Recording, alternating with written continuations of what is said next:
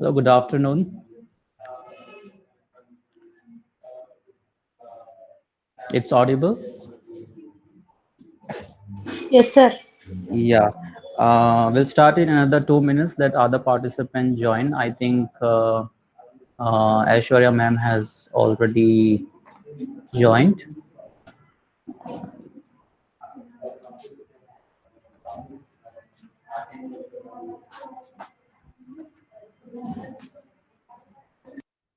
We'll start. Aishwarya ma'am, are you there?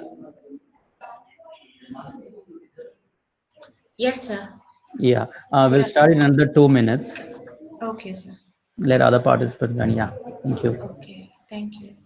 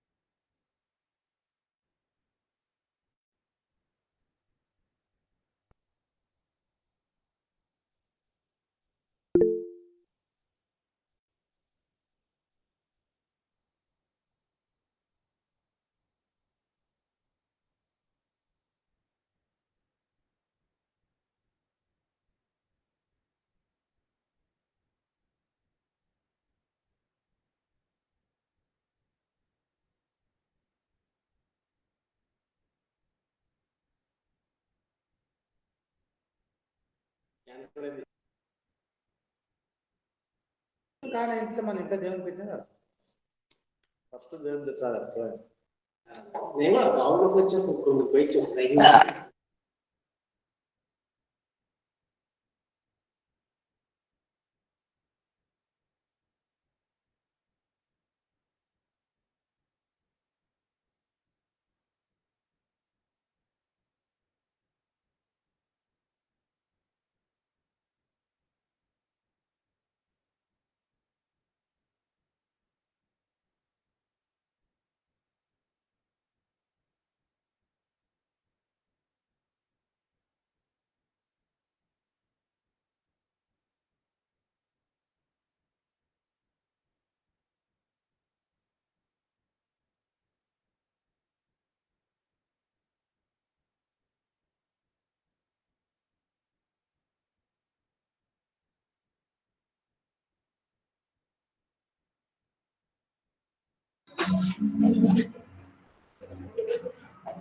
Yeah. Good afternoon, Aishwarya ma'am.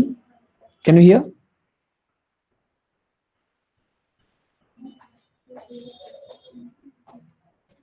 Yes, sir. Good afternoon. Yeah. Yeah, ma'am. You can start, ma'am. Okay, thank you. Yeah.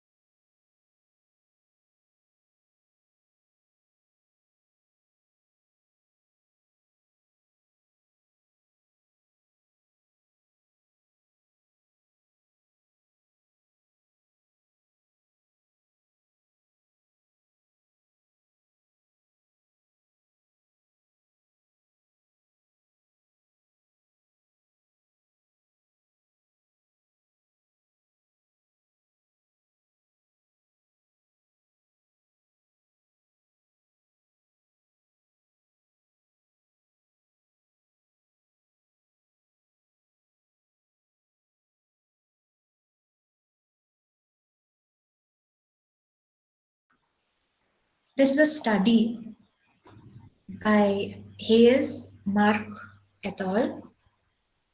In 2010, and they talked about interactive visual supports for children with autism. They said visuals can have 4 purposes: to prompt children, to give children options, to teach them choice, to teach them basic communication, and mediated speech. Mediated speech means you stick a picture on something so that the child is able to understand what that is. Let's say a visual card of a computer is stuck on a computer. So then the child understands that is what a computer is. This is how we can initiate different things. Now let's talk about how we use visuals. A visual can be a real object, a photograph of a real object. It can be a drawing. It can be a computer-generated symbol. It can be many different types of visuals we see which are being used with children today. Today, children even use visuals on their iPads, on tablets, on phones. They just press it. So there are many visuals which we can use. What is important to understand is when we use a visual, we have to make sure that it is appropriate to the child's age and ability. This is a determining factor when we decide what type of visual support to use. Generally, very young children and those who have additional difficulties require visuals which are very similar to real objects, the actual object. You cannot show the child a drawing of a car key and make him relate it to a real car unless the child knows what it is.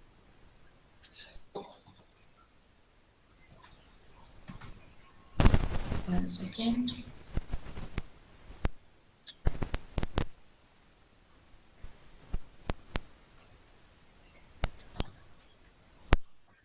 This is a picture of different visual cards which we use as aids to help children understand. This picture shows us how we can help a child complete a task. So this is something that we can do to organize ourselves better. The child understands that he has to look at the picture, take the blocks, take the color cubes, place it on them. So this is how I complete the task.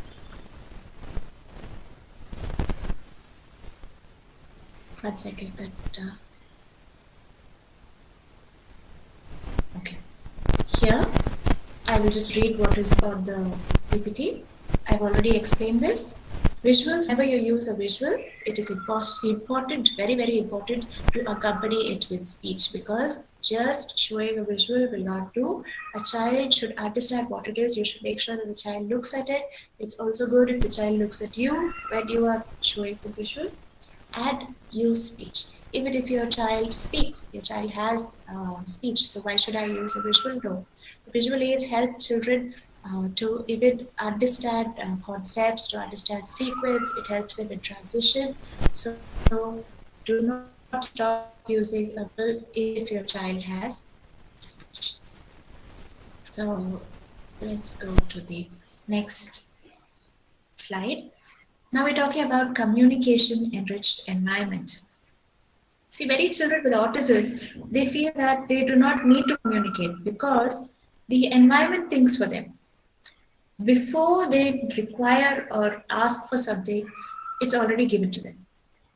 The environment itself, the people with them already anticipate their needs. So when you create a communication enriched environment, it is very important to first create as many opportunities as possible for the child to communicate. Think of situations to teach common phrases like go, up, more, yes, more. In the classroom, a child with ASD will benefit from a workspace with less distractions. You can see in the image here, in the blue picture, this is not very possible in many of our classrooms in India, but it is possible to give the child a quiet space, to give the child a place with less distractions. If you want your child to have visual aids, you can visually display the activities which the child is supposed to work on that day. Arrange the items in the workspace for the child to work independently also. You can see the image below, which is the activities for the day. This is something which we use with children with autism. If, as you see in the picture where the child is being seated, the task to be done is already placed in a certain place. The finished tasks is kept on the side table. Box behind the task, which is what the child is going to get as a reinforcer or to complete the task, to motivate him to work and complete. The child likes that, the child wants to watch something on the CD, so as the child completes, he will get it. So this is all pre-planned. This is the environment which the teacher has to set up prior to the class so that the child can work effectively. If you look at the side picture which has a reading schedule, so if you prepare a timetable like this or the side circle type work, you can again break it down to like reading schedule has a test where you read words, spell words, write words, book, and then you get a treat. So this is a way for you to enrich your environment to help the child work better. It's very, very important to give the child opportunity to communicate, create situations where the child has to ask you for what required, and then the child will be communicating. The child can point to what, they can try to speak, ask for what he wants. This is what. So, like we talked about in the previous picture, where there is a seat at the back, that is something like a reinforcer, that is something like a motivator. So we all know that motivators can get us interested to do a task, to listen, to perform, to complete the task. For all this, we use motivators. But it's very important when you set up, the motivator must have meaning to the ASD individual. This child will not be like the other children in your classroom. You cannot give a star and expect the child to be happy with it because maybe he doesn't like stars. It's not like all other children get a chocolate, so he wants a chocolate. No. You have to take time to understand your child, what his interests are, and select a motivator based on the child's interests. Plan the motivators wisely. Also, do not select a motivator that the child frequently has access to, like a trampoline. While jumping, if you tell the child, come out and do this task, and if you do it well, I'll let you go and play on the trampoline again, he will not come to you because he's already had access to the trampoline. He's already jumping. So you can use a motivator. This is not clear.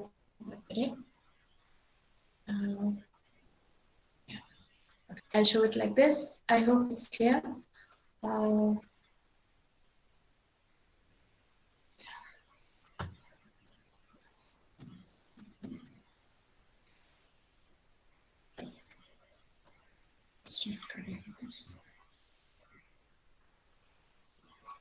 Okay. Yeah. So you can see it here that you can use a motivator as a goal for the child to accomplish work. So you tell the child that if you want to listen to a certain particular song, if that is what the child likes, if you tell the child to complete the task, after you complete it, you will be allowed to listen to the song. So you are using like a goal. You use it like a reward. Now you tell the child, do this, you will get something that you like.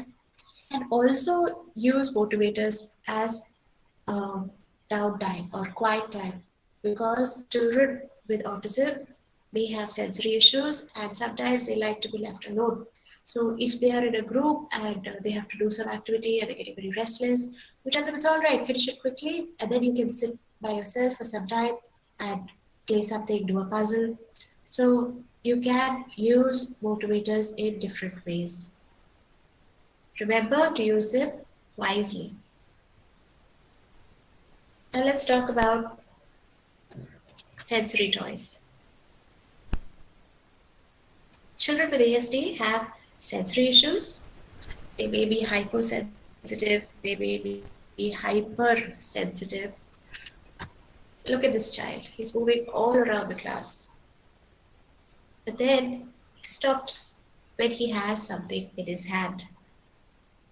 We all have seen children with autism, they show different types of behavior. They might be fidgety with their hands, they might be jumping, they may not sit in the class. So in this case, you can see this child was moving around, but when he had something to hold in his hand, he is staying in one place.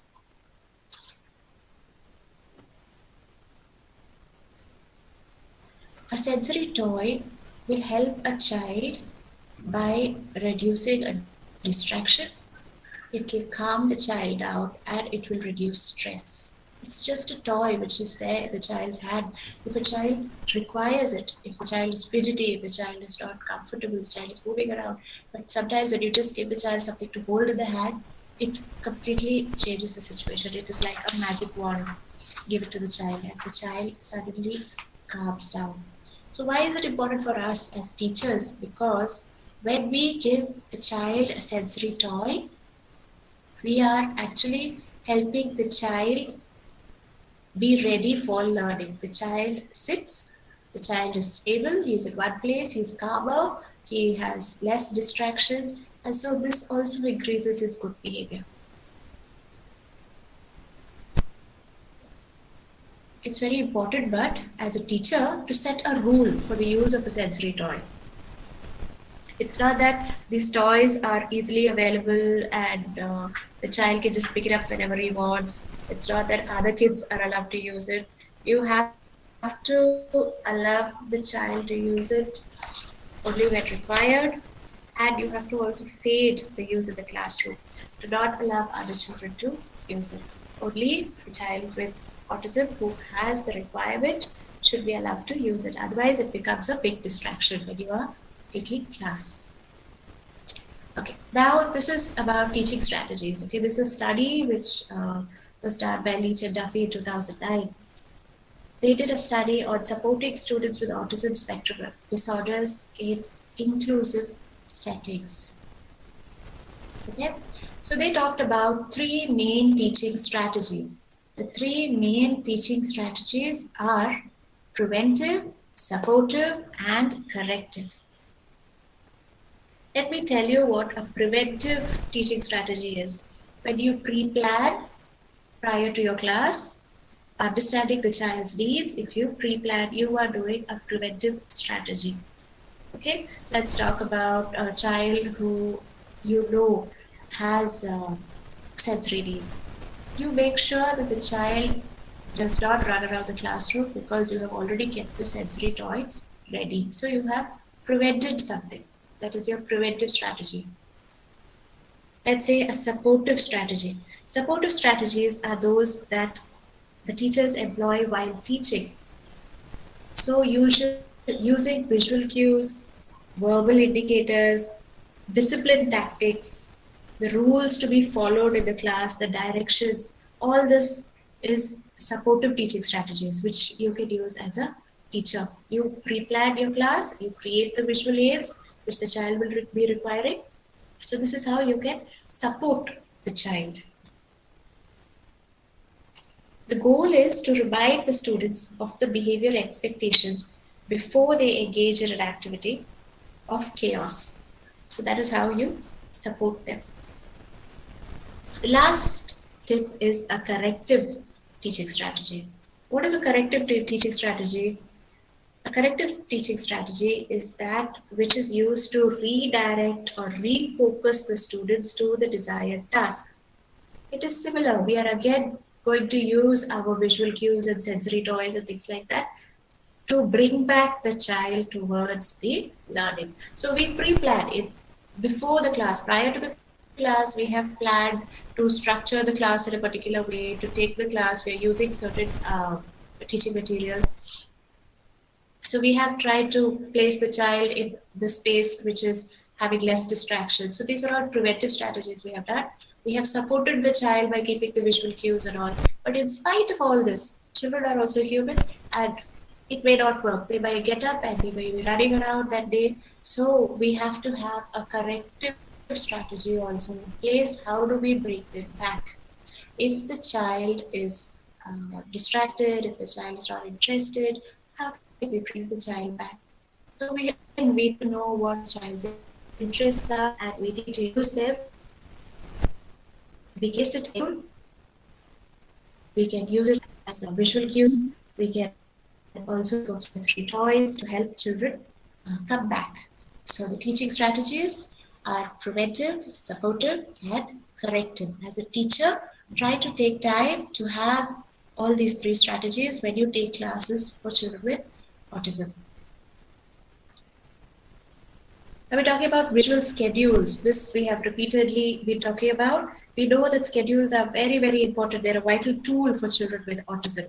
Children have a big challenge in transition from one thing to another.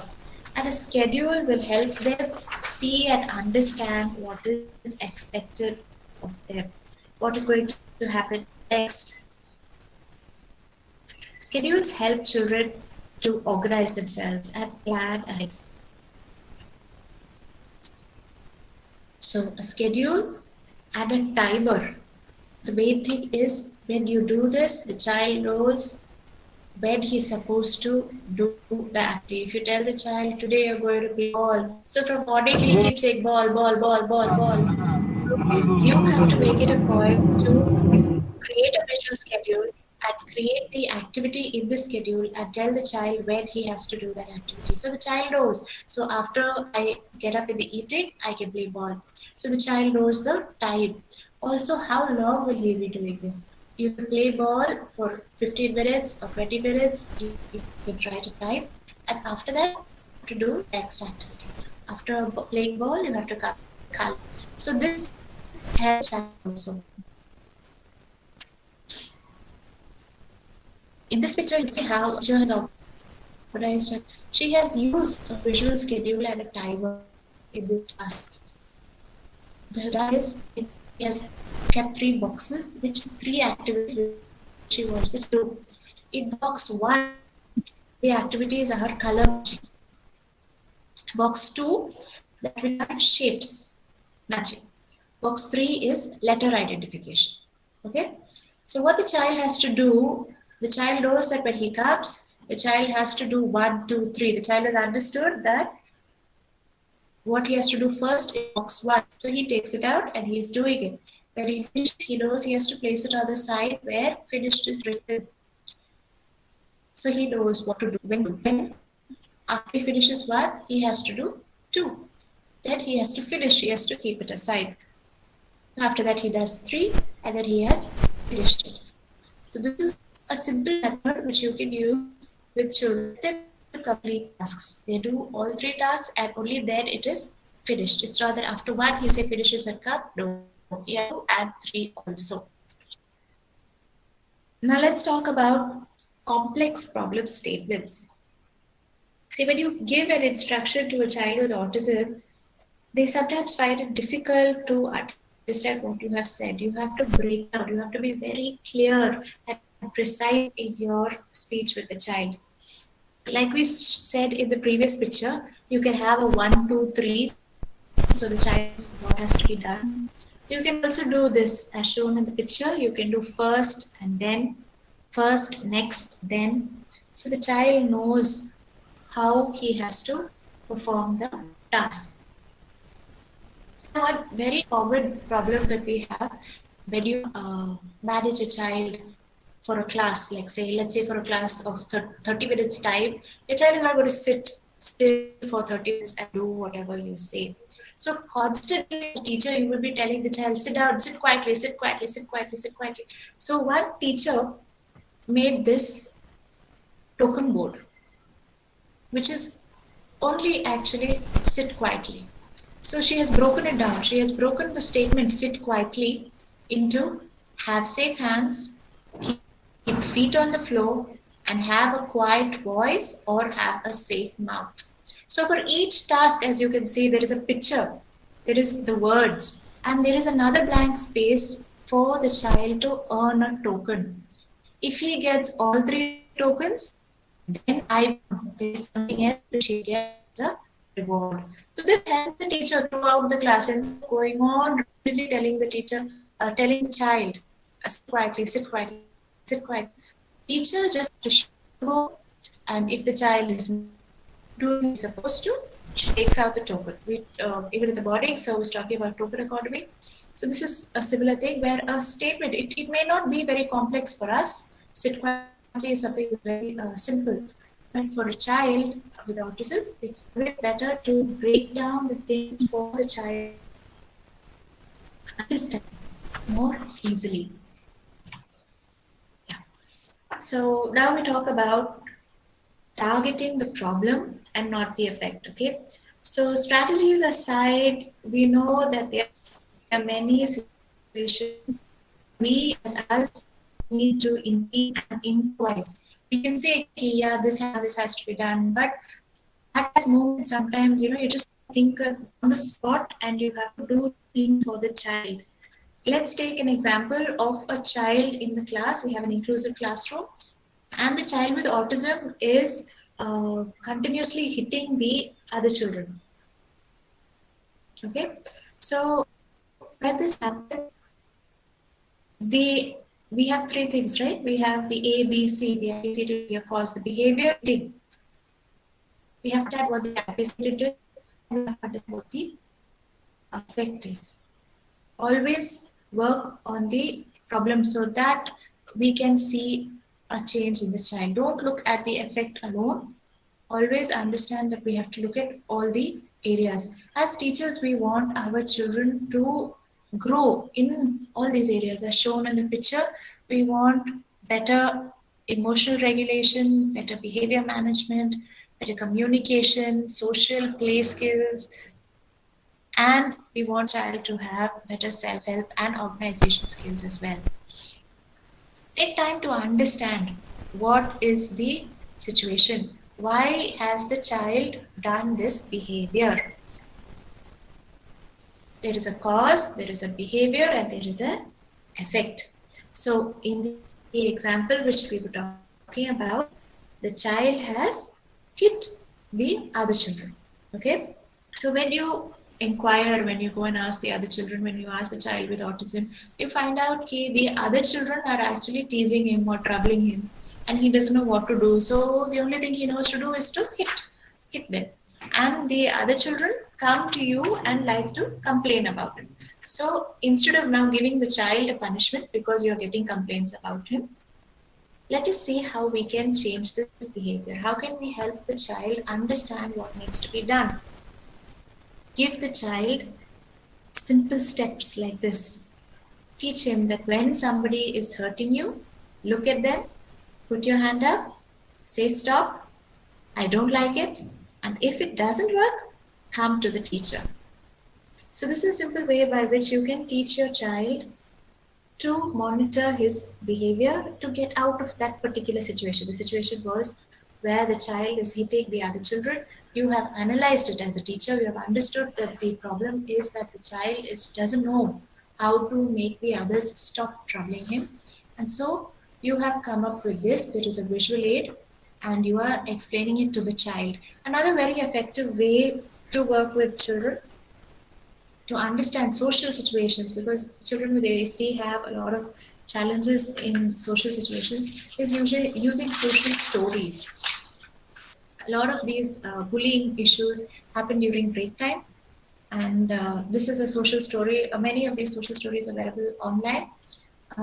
Here the child is being told, he is being pre-prepared, okay, in break time, recess, you will be going out, you will eat, you have to wait in line, you can play, wait for your turn, and then come back when it is time to. Okay, so this is just another example of how you could use social stories also. Now let's talk about preventive breaks. Okay, We all know that a break is required for children, and if we are able to teach our children to request for a break before the meltdown happens, that will be a fantastic strategy.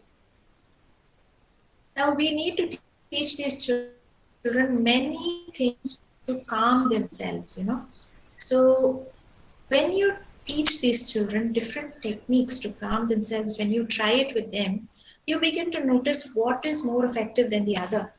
Because every child is different, and certain calming techniques for which is effective for one child may not be for the other. Self-regulation for anxiety is a very important part of behavior management. So we're talking about self-regulation for anxiety, and for that purpose, why we require a break for our children. So let's say the child is feeling angry, frustrated, worried, disappointed. The child should understand the meaning of these emotions. He should be able to come and tell you, okay, I'm feeling like this, so I need a break. This doesn't happen all the time. As a teacher, you can do these different things. You can recognize when the child needs a break and slowly train the child to identify himself when he requires a break, and then teach him what he must do at that point. Okay, so one example is using a break card.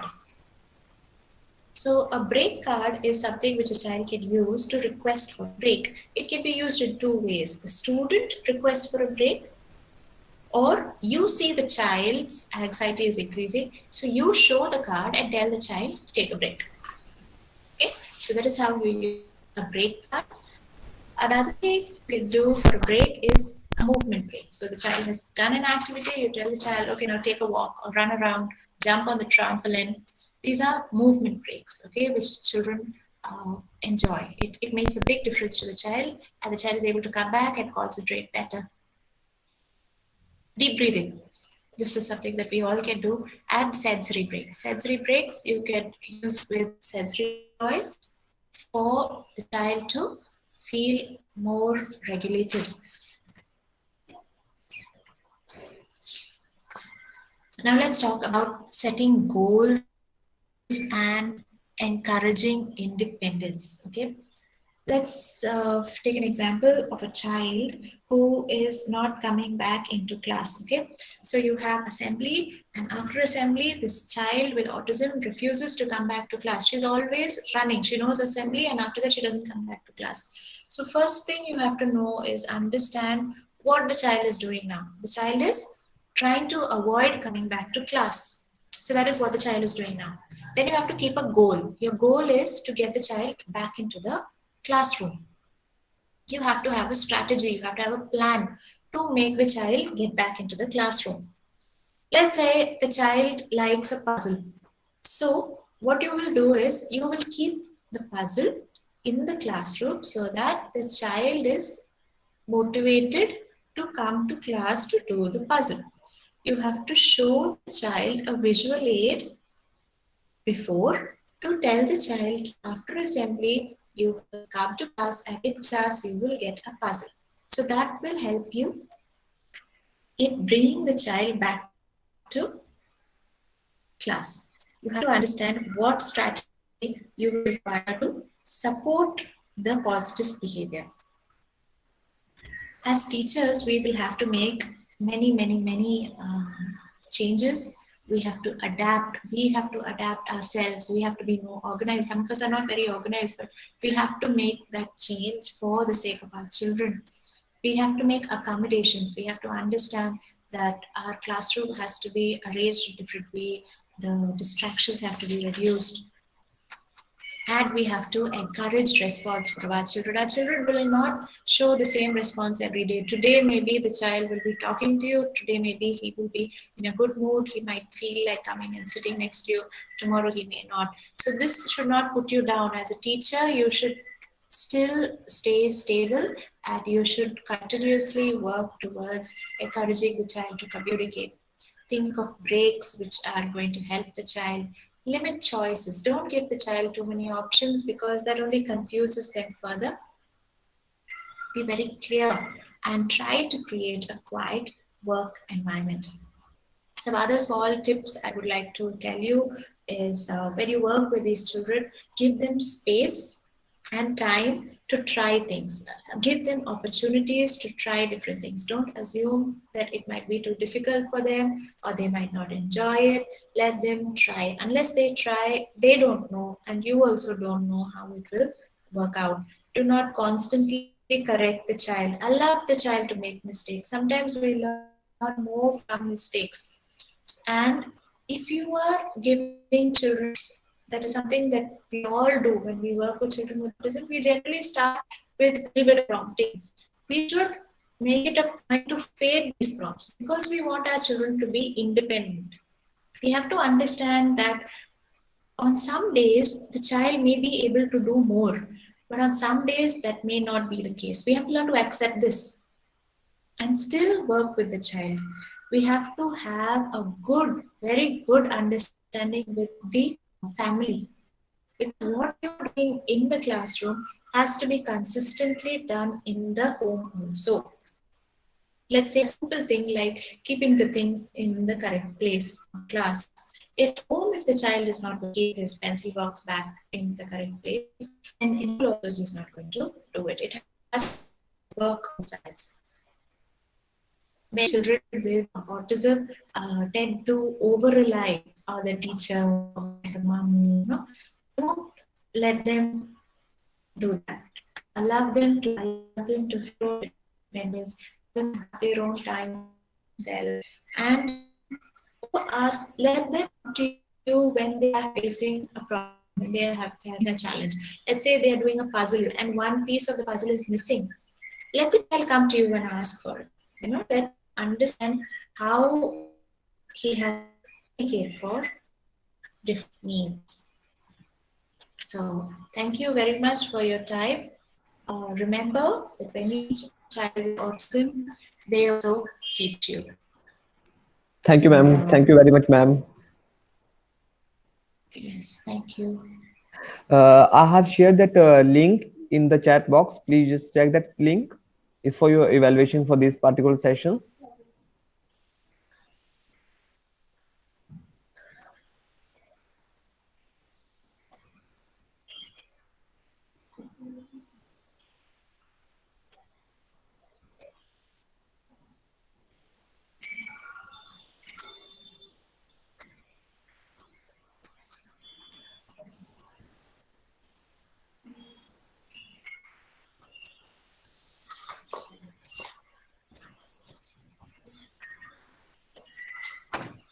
You all have to wait just for 5 minutes. Okay, Mr. Sultan sir, he's going to join, so he will continue the next session. All right. Thank you very much. Thank you, ma'am. Thank you.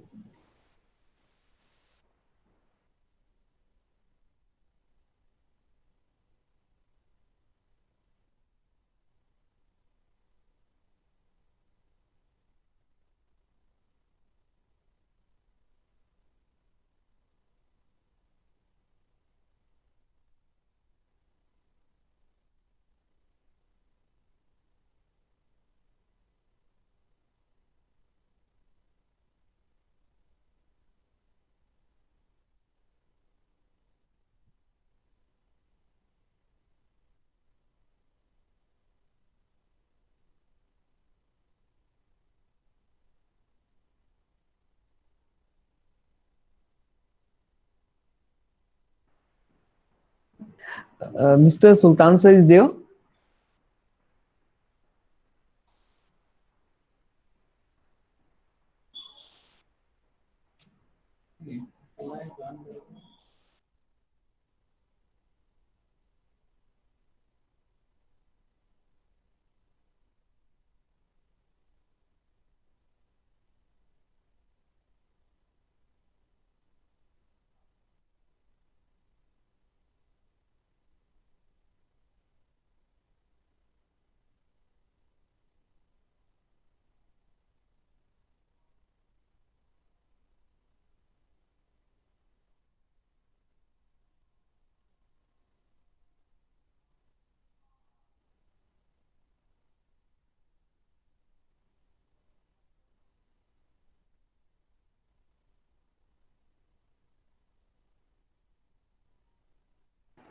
Yeah,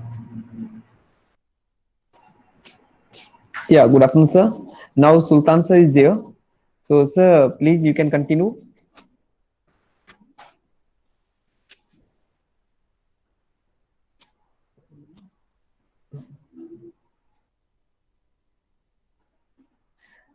Sir, actually, you're not audible, sir. Sorry, I think sir is having little network issues.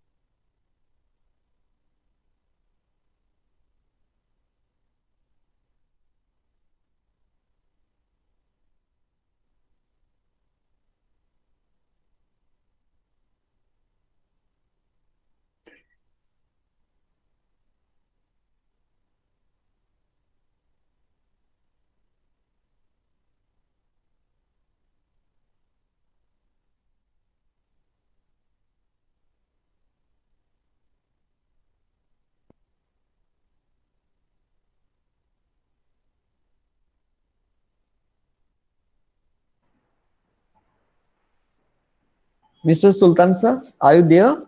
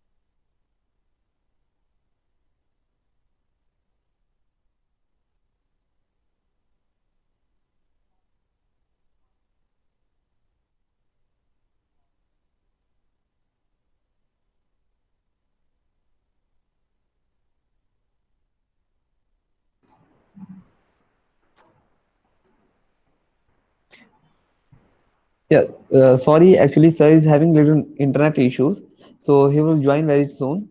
Just wait for 5 minutes.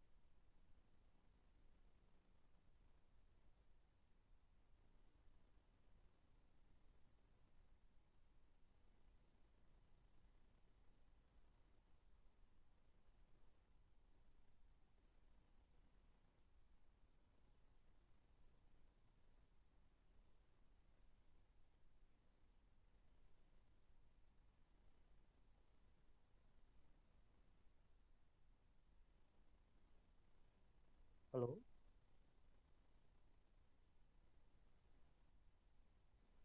Hello.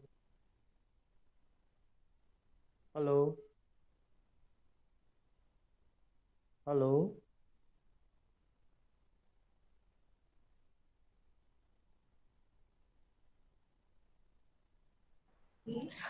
Yeah, sir, you are audible. Hello. Okay. Okay. Yeah, Okay. good evening, sir. Sir, please, you Great. can start. You can start, sir.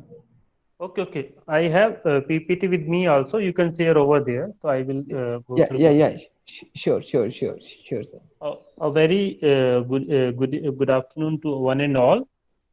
It's an honor for me to have with you, and I want to congratulate Dr. Suraj for inviting me for the lecture at Sweekaar and this 2 day CRE program. My topic for the today's presentation is educational transition from school to work for students with uh, ASD, autism spectrum disorder. As everybody know, the title of the presentation is educational transition from school to work for students with ASD. We need to understand the title's intensity, and you can say the meaning of the title, like education. What do you mean by education? Education basically is the process of facilitating learning or the acquisition of knowledge, skills, values, morals, beliefs, and habits. So these all things come under education, because wherever platform we are delivering, either in a school system, in a special school, inclusive school, whatever school, wherever, formal, informal, non-formal, whatever way we are presenting, we are giving, delivering, these all need to be taken care through our teaching process. So these knowledge, skills, values, moral beliefs, and habits, this all come under the education. Educational methods include teaching, training, storytelling, discussion, and directed research. Education means, in real sense, change in behavior of the learner. Basically, in school system also we see, because when we deal with the children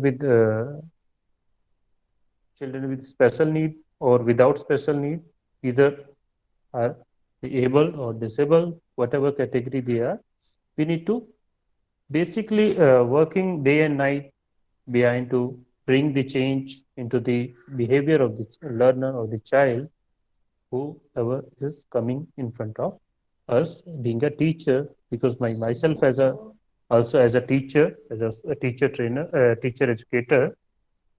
So these all uh, based on these all points, we are ultimately bringing the real change or the real basically behavioral change into the life of the learner. So these all come under education meaning. It means education means what? Why we are giving education? Why uh, an individual or a student or a learner need to go for education? So this, if we are looking, these all things happening into our life, so we need to definitely have a education in our life, in our system, in our society. That's why everybody is uh, you know uh, very serious, you can say, for the education for their kids, for the children, either they are special or non-special, without special. So we need to focus on these all points while we are dealing with the children. Next, we have special education. Special education, as we definitely, because all our participants in the field here in the presentations are from the field itself, they must be knowing but still I have bring some few 2 or 3 definitions of special education. Like first we have a Royne Smith. Special education is instruction that is individually tailored to meet the unique learning needs of a child with disability. Means whatever the needs a child with special need or disability have, we need to tailor. Tailor means as a like tailors we have in normal life. We see people, a person who is taking care of each and small things of our whatever we are expecting from the tailors, like a individually tailored to meet the unique needs. एक एक small चीज को जो है focus जहाँ पे करते हैं. Next we have a Halan and Kaufman. Special education means specially designed instruction which meets the unusual needs of an exceptional student with special material, teaching techniques, equipments, and facilities may be required. This we are talking about the all these things related to the children with special needs. Either they are techniques or equipments or facilities, whatever, wherever they required. Next, we have Professor N.K. Jangira. Special education is the process of making educational provision to meet special needs of children which cannot be satisfied by the present arrangements available in ordinary schools. Like normal schools don't have a, it is basically, you can understand the definition is 86, but right now we are living in 2020. So in between there are 44 years gone, almost 34 years have been gone. So we can understand that a lot of changes happen in the field, into the field of special education. So we can say ordinary schools that time means the regular schools इनको हम बोलते हैं, which we say regular schools where non-disabled children were studying. But nowadays we can understand every school is inclusive school. Every school is open doors for the kids, either they are special or without special need. So there's no if and but. Every school has to be accessible. Every school has to. It is the system. It is the school. It's everyone's responsibility to bring the levels done up to the requirement of the children with special need, whatever disability, whatever ability, inability they have.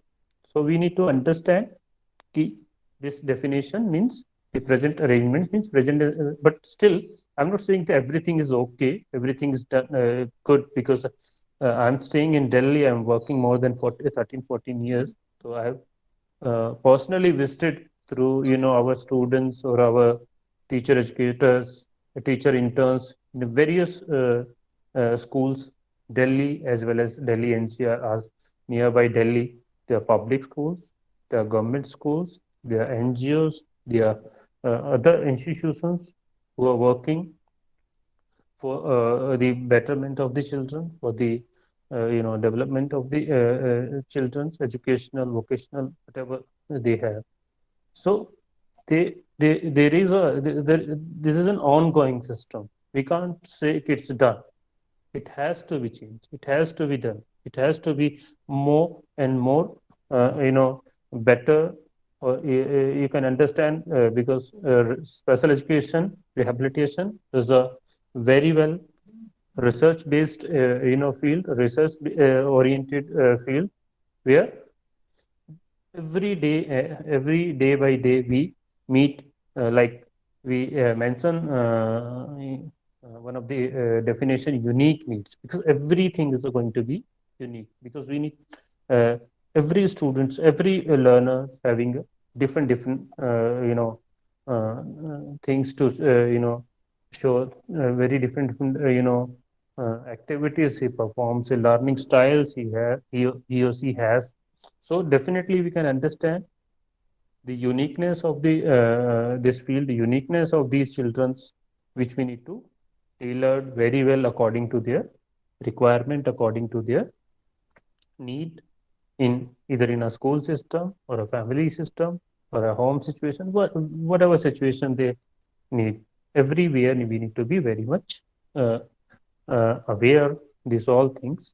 So special education basically talks about this through these three definitions. I want to say कि there are schools, there are special school, there are inclusive schools, but still we need to understand the importance of special education, importance of the you know system where you and me in the system or the curriculum or the whatever the requirement, the role of special education rehabilitation is required. So we can't say if we have a school, regular school or inclusive school, so everything is done.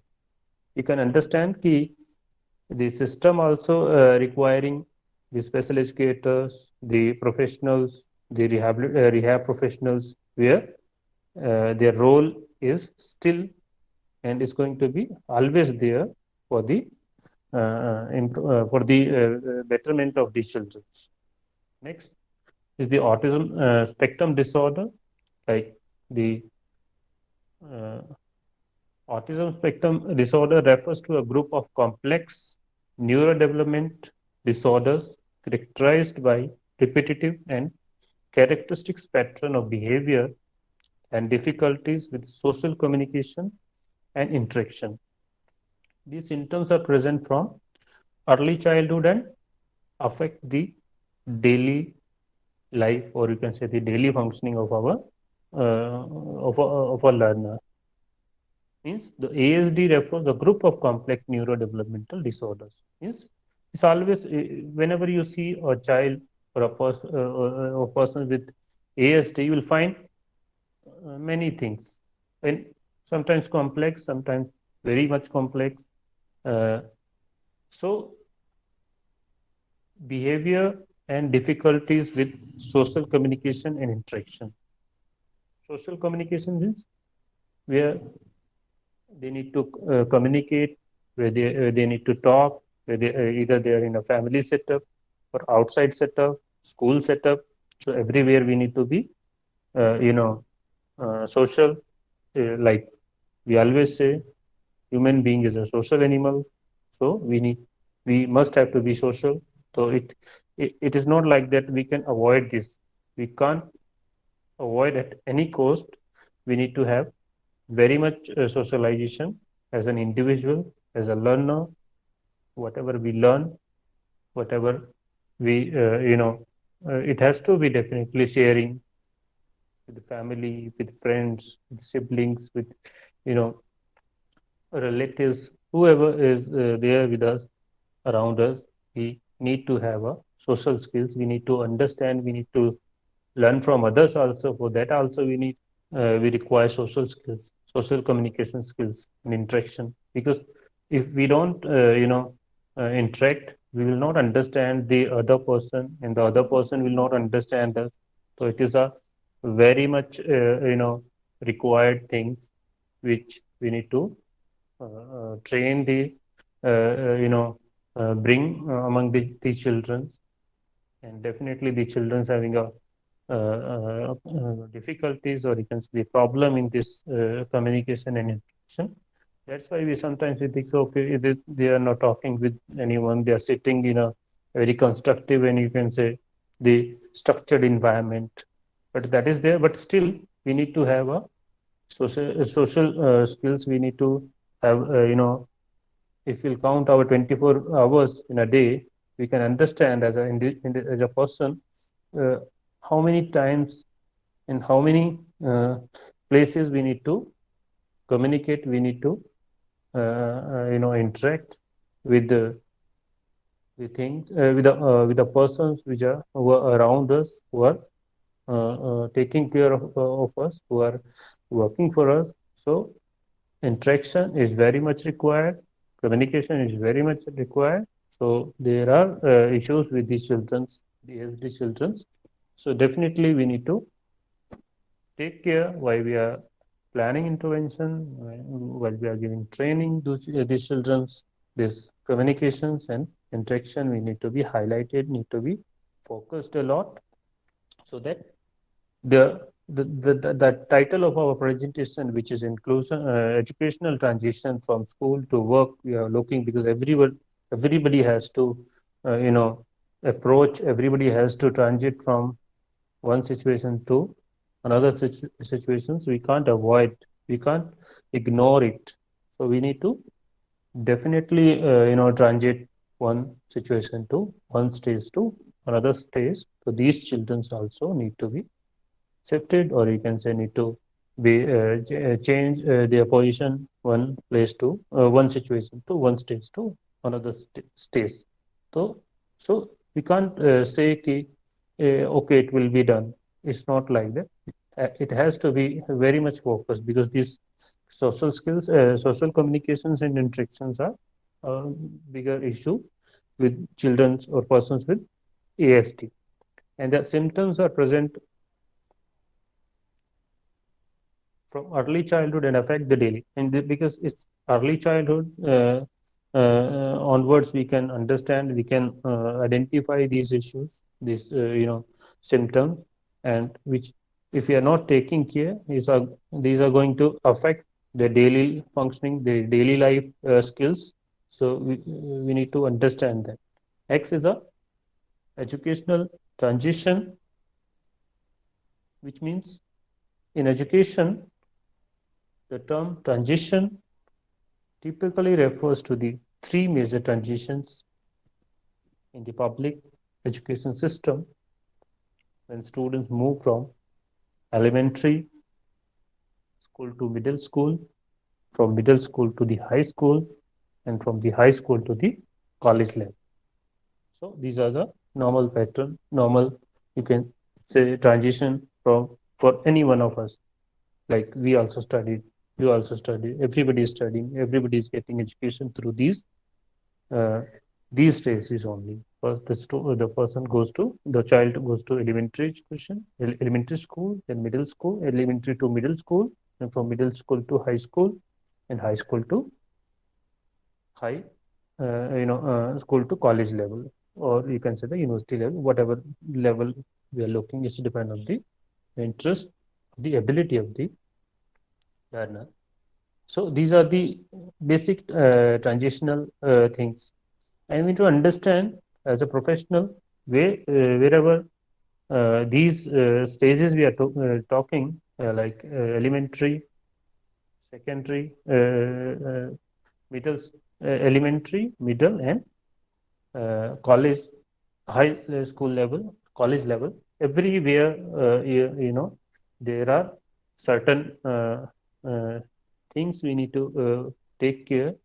Like in a primary, in a elementary, the syllabus, there are prescribed syllabus, syllabi, there are prescribed things, there are prescribed, teaching strategies, or you can say the role play of the parents, the teachers, or the learners, or the systems, where everybody need to work hard to bring the change into the life of these children, these people. So educational transition basically moves from one stage to another stage in this manner. So everybody has to follow this. Next is experiences of a student during transition. What are the experiences a student face while these transitions are happening? One is the school facilities. The facilities, what are available into the school system? Are they up to the mark? Are they following the prescribed norms, whatever norms the system required, whether the system prescribed? Are they following those? Are they having these all facilities in their school, in their school setup? So we need to check, we need to be aware. If these are not, we need to recommend school, we need to improve these facilities. But facilities are very much required. Without facilities, we can't facilitate the child. So school facilities need to be more strengthened, need to be more, you can say, up to the mark. Next is academic expectations. Academic expectations means the, like we talk about the stages now, in one stage to another stage, learner moves. So expectation changed. If in an elementary level, a secondary level, high school level, or college level, expectations need to be changed. So these expectations need to be fulfilled or need to be taken care. And in these, academic expectations, the the person or the student himself or herself is playing role, or the school, or the teacher, or the family, or the parents, or the siblings, or the peers. So these all peoples are going to be part of this exercise, or you can say of this journey. Schedules. Classes need to be scheduled according to the requirement of the students. Like we can say, very earlier there were systems like inclusive school, sorry, integrated, uh, regular setup, integrated setup. Now we have inclusive setup, but inclusive setup, it doesn't mean we just enter the, admitted the child and that's it. It's not like that. We need to still take care of the requirement of the child, the expectations of the child. Whatever the requirements that the child needs, that need to be settled in terms of class schedules. We can say the timetable, or you can say the syllabus or the subjects, whatever he and she is taking, and the way he and she is getting the transition done. Different teachers, there are different teachers. You can understand in a small level, there are one teacher, the whole class, then teachers increase, then syllabus increase. There many more people, come into the system to work. I can understand because I myself, at our college, at Ledyton College, Delhi University, myself right now, I'm coordinator, convener for Equal Opportunity Cell. You can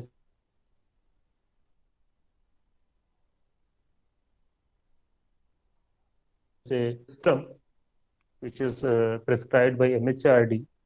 Right now, it is a Ministry of Education. Every university need to have a system, need to have a equal opportunity cell at college level, at university level. The cell will take care of the persons with disability. Whatever problems they have, whatever issue they have, it need to be done at college level, university level, whatever level they have. So we are working right now. We in our college itself, there are more than 20 persons with disability who are studying in different programs. So like we have a scribe system, we have an extra time facility, we have other issues. There are other whatever the issue they have in, we are helping them to to get the scholarships from the ministry, from the governments, or through the other whatever agency who are available. So these all, there's a system behind, who is taking care of, the education done for these peoples. So different teachers involved basically. You can say that not only, it's not only the me or the as a convener of the college to take care of these issues, but even the other teachers, the whole college, the whole faculty who are involved, because the person has to move from first year to the second year, first semester to the second semester, second to third, third to fourth, like different semester change, different subject change, different teachers change. So this all things take place.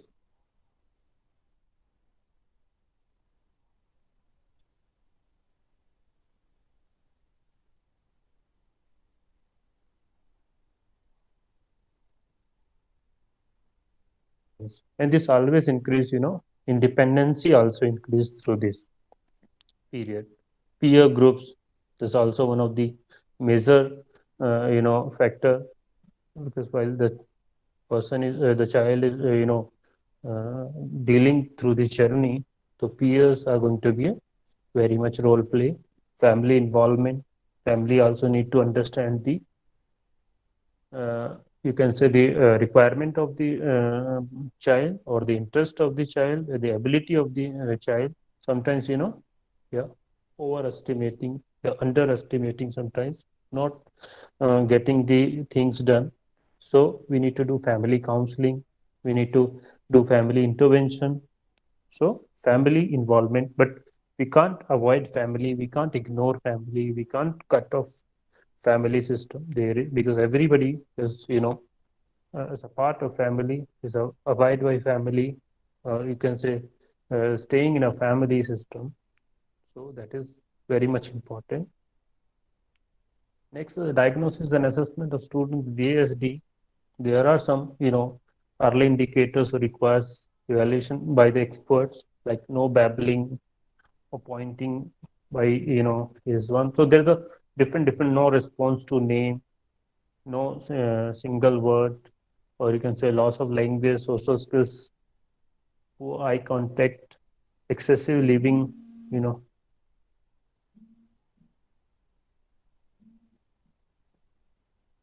excessive living, lining of toys and objects, no smiling or social responsiveness.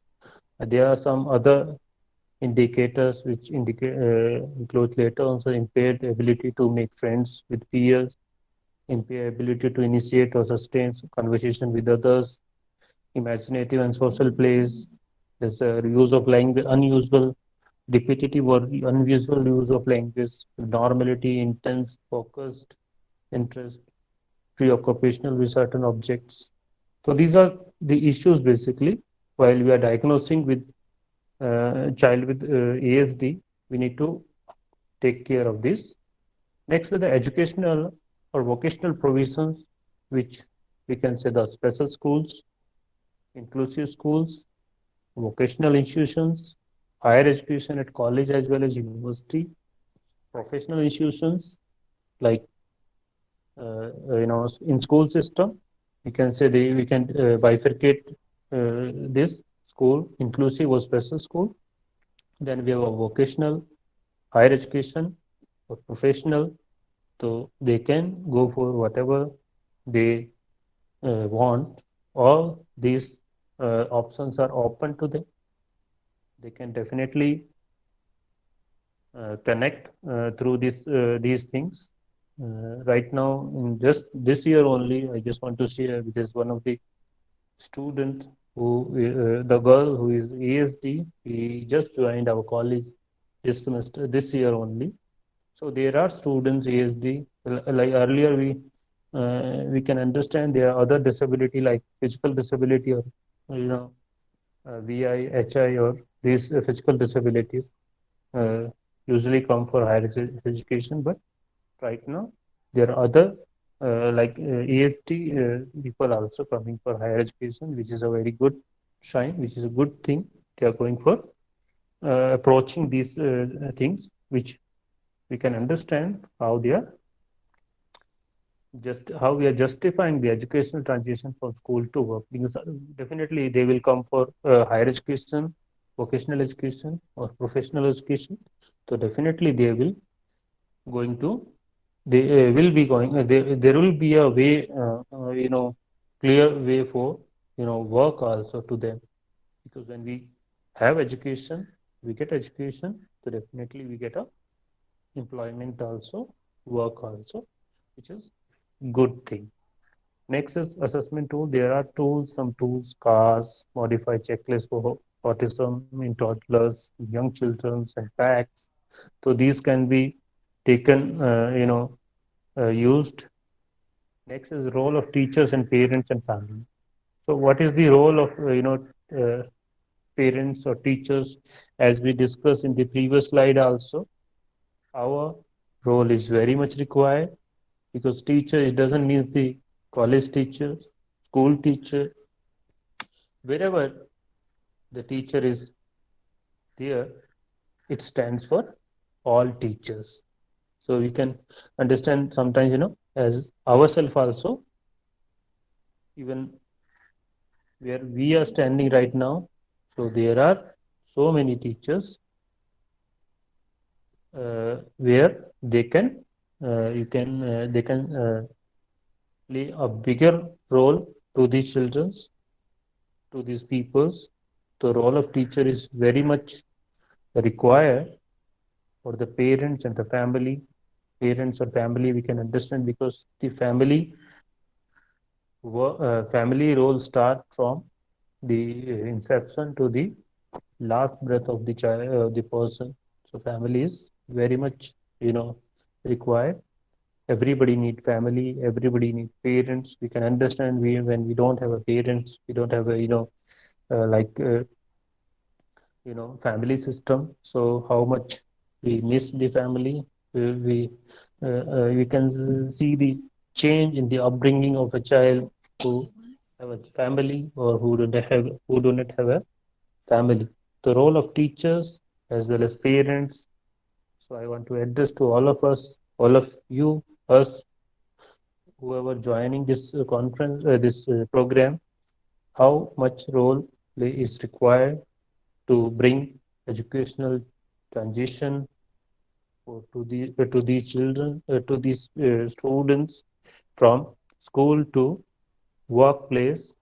Next, we have a legal provision. There are legal provisions also, like international. We have a UNCRPD, and national. We have a PWD, National Trust Act, where the specifically National Trust Act, the ASD disability, highlighted, and RPWD Act latest 2016, where we have a different, very latest, or you can say the upgraded provisions for these children, these peoples, in terms of the measure, like we have increased the reservation for education 3 to 5%. Earlier it was 3%, now it is a 5% education reservation. And in employment also, it increased from 3 to 4%. Right now we have an employment reservation for these people, 4% in system.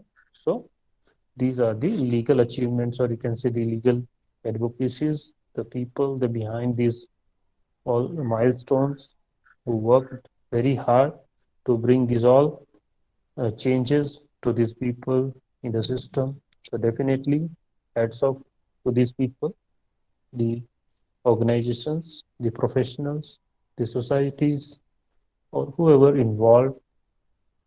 So these are the legal provisions basically, where we can address, you can say, tell them, explain them, whatever their roles are there.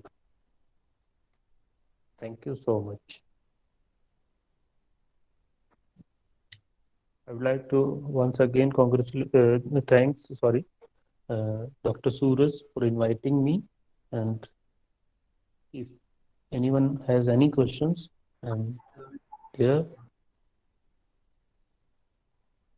Dr. Suraj, are you listening?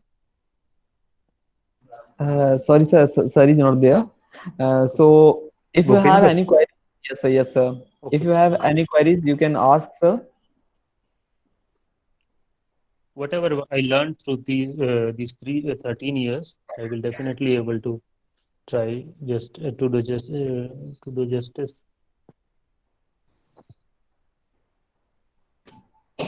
I always believe Hyderabad, because everybody is basically mostly maybe people will be from Hyderabad. Mr. Bhupender, is it? Yeah. Yes, sir. Yes, sir. Most probably. Because I am student of NIMH, so I also studied Hyderabad, Yes, Sikandrabad. sir. So I always give credit to NIMH, because whatever we are right now, it's only and only because of the NIMH only. Yes, sir. And we can't forget that. You And people can unmute yourself, and if you have any queries, you can ask, now. And I have shared that evaluation link as well in your chat box. because our topic was basically majorly focused on educational transition from school to work. Means what are the challenges come, what are the issues, what are the possibilities available. I forget one thing, that the skill India, because right now we have a lot of possibilities. They have lot of bring lot of new skills for persons with disability. Almost right now we have I think more than 25,000 skills for these people to work. And in Delhi itself, I've seen so many people, ASD, who are working in hotels and so many organizations. They're working with good positions. So definitely things are changing, picture is changing, but it's again takes a lot of efforts to bring change up to this level.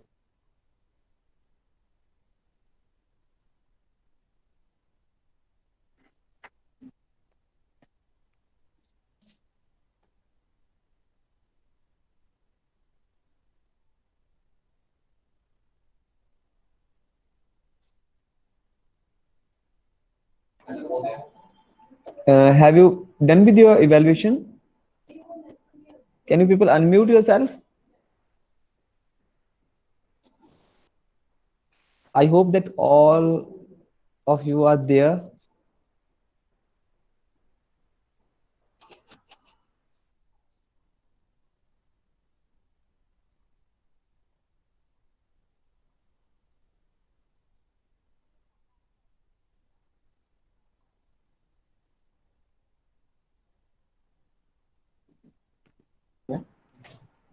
Yeah, Sultan sir, thank you very much. Oh, Thank you very much for your presentation. And all dear participants, we have sent you the evaluation link already. So I think sir has given 5 minutes to evaluate. We will receive the answers. may I know your name, please? I'm Suraj Singh. Okay, you are Suraj. Okay. So for today, that's it. Thank you, Sultan sir. I hope I do the justice, because there's a lots of if and buts in technology. I was also stuck with so many That's things. all right, because I can technology. understand So the advantage as well as the disadvantage of virtual mode. So yeah, that's all right. No problem, sir. And we will talk, Sultan sir, later. I hope you have done a good day today. Yeah, So yeah. this I because I was the last one. Yes, yes, So yes. yeah, I hope you have a good you have done.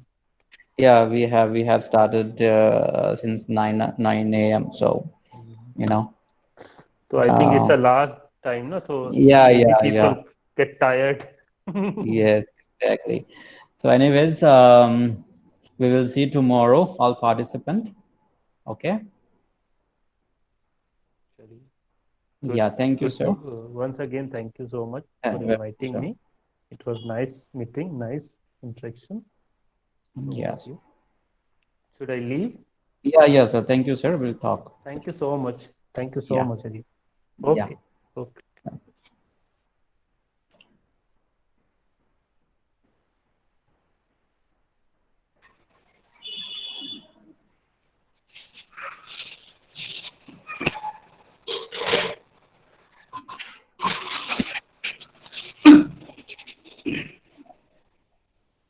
Yeah, participant, thank you very much. We will see you tomorrow. Okay. We'll send you the link in the group.